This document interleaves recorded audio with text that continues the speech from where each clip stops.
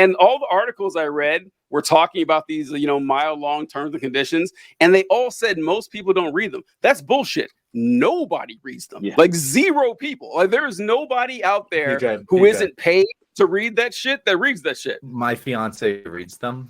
Holy shit. Why? And like I had this conversation with her, and she was like, "You don't read them?" And I was like, "Are you fucking pranking me right now? Of course I don't. Right. No one reads them." She's like, "I read them all the time." And I'm like, "You're an insane person. I'm marrying an insane person."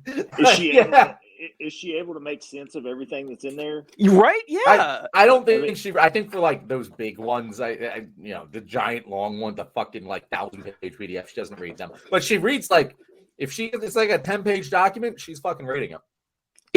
Holy shit. I don't know. She's not a lawyer. I don't think she understands it. Most of it's too small to read with the naked eye. I mean, most of it is like unreadable anyway. It's like the end of commercials where they start jabbering really fast to get the fine print. It's literally called fine print. She has like eagle vision or something like that. But yeah, we shouldn't allow this to happen. We shouldn't. There's no reason that this bullshit that nobody bothers checking can, stop you from something wild like that. And of course, like you're right, John, the publicity is what shamed them into doing this. But if the issue wasn't, so overblown and outstandingly ridiculous, they'd have gotten away with it. Like they probably have hundreds of times in the past. Like, what do you think, Todd?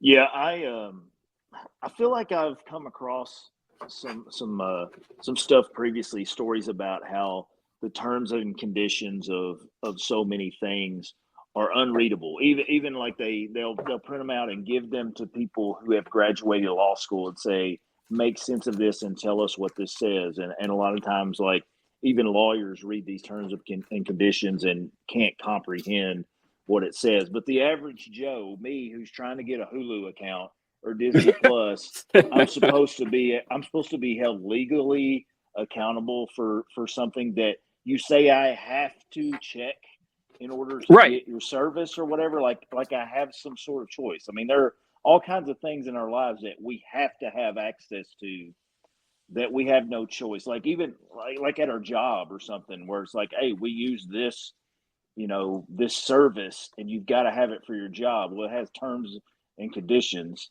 that you have to check.